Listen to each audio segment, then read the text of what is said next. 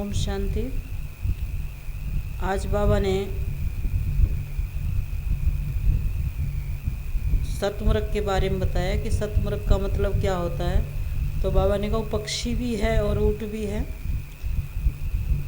तो बाबा ने उसका उदाहरण देख करके हम बच्चों के लिए कहा कि बाबा के बच्चे भी इसी तरह से बाबा के सामने कई बार आलस्य अलवेलेपन की बातें करते हैं। पुरुषार्थ में अलवेलापन करना कि समय नहीं है, फुर्सत नहीं है। तो बाबा ने कहा ये सब क्या है। बाबा ने कहा ऐसे पुरुषार्थ नहीं, बाबा इतना सहज पुरुषार्थ बताता, उसमें भी बहाना देते रहते कि हम ये नहीं कर सकते, हम ये नहीं चल सकते, ऐसा नहीं कर सकते। तो बाबा ने कहा ऊँट पक्षी का बाबा ने फिर मिसाल दिया। उसमें बाबा ने कहा मेरे को तेरे में बदलना है। सब कुछ बाबा का करेंगे तो सब बातें सहज हो जाएगी। जो सब कुछ बाबा का समझ के नहीं चलते तो फिर उनको बहुत मुश्किलात होती है, फिर वो बहानेबाजी की बातें करते हैं, क्या करें कैसे करें। तो बाबा ने कहा ये सब बातें ख़त्म होंगी बाबा की याद से। तो आज के महावाक्य बाबा ने कहा मीठे बच्चे, तुम हो ईश्वर के एडाप्टेड बच्चे, तुम्हें पावन बन पावन दुनिया का वर्षा लेना है। ये अंत का समय है, इसीलिए पवित्र जरूर बनना है। तुम ईश्वर के एडाप्टेड बच्चे हो, तुम्हें पावन बन पावन दुनिया का वर्षा लेना है। ये अंत का समय है, इसीलिए पवित्र जरूर बनना है। प्रश्न, इस समय के मनुष्यों को ऊँट पक्षी सतमुर्ग का टाइटल दे सकते हैं, क्यों? तो बाबा ने कहा क्योंकि उत्तर में बाबा ने कहा क्योंकि ऊँट पक्षी जो होता है उसे कहो उड़ो तो उड़े, कहेगा पक्षी हूँ, पंख नहीं है। उसे कहो उड़ो तो कहेगा पंख नहीं है, ऊँट हूँ। बोलो अच्छा सामान उठाओ तो कहेगा मैं पक्षी हूँ। ऐसे ही आज के मनुष्यों की हालत है। जब उनसे पूछा जाता है तुम अपने को देवता की बजाय हिंदू क्यों कहलाते हो, तो कहते हैं देवताएं तो पावन हैं, हम पतित हैं। बोलो अच्छा अब पतित से पावन बनो, तो कहते हैं फुर्सत नहीं है। माया ने पवित्रता के पंख ही काट दिए हैं, इसलिए जो कहते हैं हमें फुर्सत नहीं है वह ऊँट पक्षी हैं। तुम बच्चों को ऊँट पक्षी नहीं बनना है। गीत ओम नमो शिवाय। ओम शांति। यह किसने कहा? अपने से प्रश्न पूछना है। ओम का अर्थ मनुष्यों ने अनेक बार बनाया है। बाबा कहने से 1 सेकंड में वर्षे के अधिकारी बन जाते हैं। बच्चा पैदा हुआ कहेंगे बारिश पैदा हुआ, फिर सगीर से बालिग, बाबा ने कहा सगीर से बालिग होता है। यहाँ भी ऐसे ही हैं। बाबा को जाना पहचाना और वर्षे के लायक मालिक बने।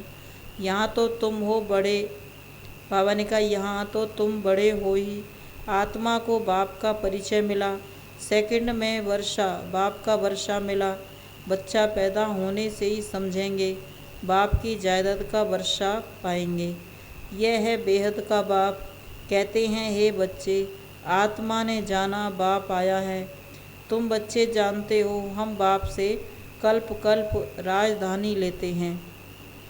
जैसे तुम सेकंड में विश्व के मालिक बन जाते हो। ओम माना अहम आत्मा, मैं आत्मा, यह मेरा शरीर। मैं आत्मा किसका बच्चा हूँ? परमात्मा का बच्चा हूँ। बाप भी कहते हैं मैं ओम परमात्मा हूँ, मुझे अपना शरीर नहीं है। कितनी सहज बात है। वह समझते हैं ओम माना भगवान, तो सब भगवान हो गए। भगवान तो है ही एक। वह कहते हैं मैं तुम्हारा बाप हूँ। ऐसे कोई भी कहेंगे नहीं कि परमपिता परमात्मा की आत्मा मेरे द्वारा तुमको राजयोग सिखलाती है। बाबा ने कहा ऐसे कोई नहीं कहेगा कि परमपिता परमात्मा की आत्मा मेरे द्वारा राजयोग सिखलाती है। किसको पता ही नहीं है। ना मालूम होने के कारण श्री कृष्ण को भगवान का नाम दे दिया है। उसने राजयोग सिखलाया, वह पतित पावन उसको ही कहा जाता है। वह तो है स्वर्ग का पहला बच्चा, जो पहले में वह पिछाड़ी में भी होगा। इसीलिए उनको श्याम सुंदर कहते हैं। पहले नंबर में है श्री कृष्ण, फिर 84 जन्मों के बाद उनका नाम ब्रह्मा एडाप्ट होता है। बाप आकर के बच्चों को एडाप्ट करते हैं। तुम हो एडाप्टेड बच्चे, ईश्वर के बच्चे। तुम्हारी माँ भी है, बाप भी है, प्रजापिता भी है, फिर बाप कहते हैं इनके मुख से कहता हूँ तुम मेरे बच्चे हो। तुम कहते हो बाबा हम आपसे वर्षा लेने आए हैं। बुद्धि भी कहती है बाप तो ज़रूर आता है, कब आते हैं यह भी विचार की बात है ना। कहते हैं हे पतित पावन आओ तो ज़रूर पतित दुनिया का अंत हो तब तो आऊँ ना। इसको कहा जाता है कल्प की आदि और अंत का संगम। अंत में सब पतित हैं, आदि में सब पावन हैं। तो बाबा ने कहा अंत में पतित दुनिया का विनाश होना है, पावन दुनिया की स्थापना होती है, फिर वृद्धि होती जाती है, गाया भी जाता है ब्रह्मा द्वारा स्थापना। यह है त्रिमूर्ति। तुम जानते हो शिव बाबा के बच्चे सब ब्रदर्स हैं, फिर जब रचना होती है तब भाई बहन बनते हैं। माता पिता क्यों कहते हो? भविष्य वर्षा लेने के लिए। लौकिक वर्षा होते हुए पारलौकिक वर्षा पाने का पुरुषार्थ करते हो। ये है कलयुगी मृत्यु लोक। सतयुग को अमर लोक कहते हैं। यहाँ तो मनुष्य अकाले मर पड़ते हैं। सतयुग में है दैवी दुनिया, आदि सनातन देवी देवता धर्म रहता है। हिंदू धर्म तो कोई है नहीं। आदमशुमारी जब निकलती है, बाबा ने कहा, और धर्म जब बाद में आते हैं तो पूछते हैं आप किस धर्म के हो। हम कहते हैं हम ब्राह्मण धर्म के हैं, तो वो लोग हिंदू धर्म में लगा देंगे क्योंकि वह ब्राह्मण हैं, फिर हिंदू धर्म में आ जाते हैं। आर्य समाजी लोग जो हैं उनको हिंदू धर्म में लगा दिया। वास्तव में हिंदू धर्म तो कोई है नहीं। यूरोप में रहने वालों को यूरोप धर्म वाला थोड़ी कहेंगे। धर्म तो क्रिश्चियन है ना। क्राइस्ट ने क्रिश्चियन धर्म स्थापन किया। हिंदू धर्म, अच्छा हिंदू धर्म किसने स्थापन किया? तो बेचारे मूझ पड़ते हैं, कह देते हैं गीता द्वारा स्थापन हुआ। तो समझाया जाता है गीता के द्वारा तो आदि सनातन देवी देवता धर्म की स्थापना हुई। तुम तो देवता धर्म के हो। तो कहते हैं देवताएं तो बहुत पवित्र थे, हम तो पतित हैं। हम अपने को देवी देवता कैसे कहलाएं? तो समझाया जाता है अच्छा पवित्र बनो, फिर से देवी देवता धर्म में आ जाओ।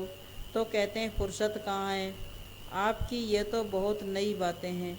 बरोबर हम आदि सनातन देवी देवता धर्म के हैं, पूजते भी भारतवासी देवी देवताओं को हैं, परंतु पतित होने के कारण अपने को देवता कहला नहीं सकते। अच्छा आकर पावन बनो तो कहते हैं फुर्सत नहीं है। बाबा ने कहा देवता अपने को कहला नहीं सकते, कहते हैं हम पतित हैं, फिर कहो पावन बनो तो कहते फुर्सत नहीं है। बाप कहते हैं तुम तो ऊँट पक्षी हो।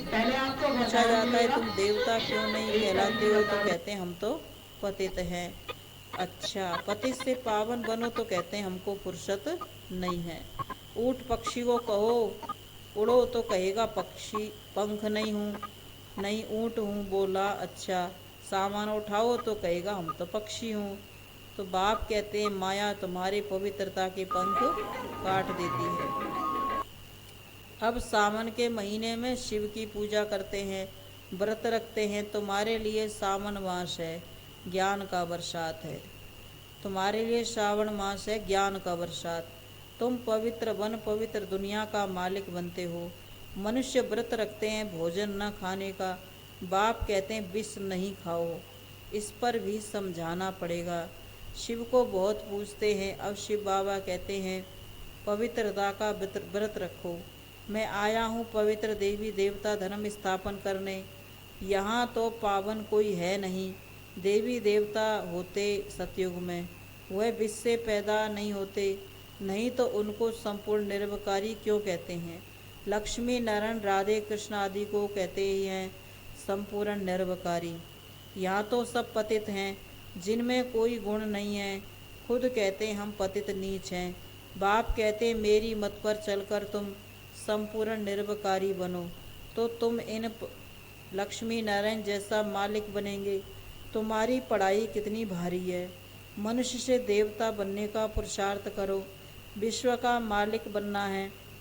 सतयुग में देवी देवताओं का राज्य था, अब फिर से देवी देवता धर्म की स्थापना हो रही है। तुम पवित्र वन स्वर्ग का वर्षा लेते हो तो स्वयं माना आत्मा आत्मा को राजाई मिलती है उनको स्वराज्य कहा जाता है।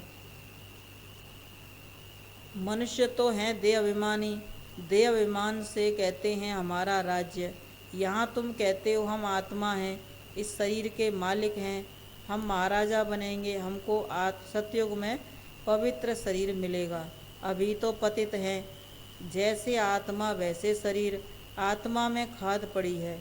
आत्मा पहले सच्चा सोना थी, गोल्डन एज कहा जाता है। फिर त्रेता आया तो सिल्वर की खाद पड़ी, फिर द्वापर में गए तो तांबा पड़ा। इस समय आत्मा झूठी है तो शरीर भी झूठा है। इसको कहा ही जाता है झूठखंड। अभी बाप के साथ योग रखने से अलाय निकल जाएगी। इसको योग अग्नि कहा जाता है।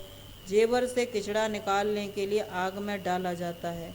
यह भी योग अग्नि है जिसमें खाद भस्म हो और हम सच्चा सोना बन बाप के साथ चले जाएंगे। बाप कहते हैं तुम मेरे साथ चल पड़ेंगे, सतयुग में सच्चा सोना मिलेगा। अब श्री कृष्ण को सामरा क्यों कहते हैं? कृष्ण का नाम रूप तो बदल जाता है। अब बाप समझाते हैं तुम गोरे थे, तुम्हारे में खाद पड़ी, अभी बिल्कुल आयरन एजेड बन गए हैं। अब मैं सुनार हूँ, बच्चों को भट्टी में डाल देता हूँ, बमोर को आग लगेगी, सबके शरीर खत्म हो जाएंगे। आत्मा तो अविनाशी है, एक तो योग अग्नि, अग्नि से पवित्र बन जाएंगे। बाकी सब सजाएं खाकर हिसाब किताब चुकतू कर फिर जाएंगे। यह ईश्वर की भट्टी है, सबको पावन बनने के लिए। बाबा ने कहा ईश्वर की भट्टी है, सबको पावन बनाने के लिए।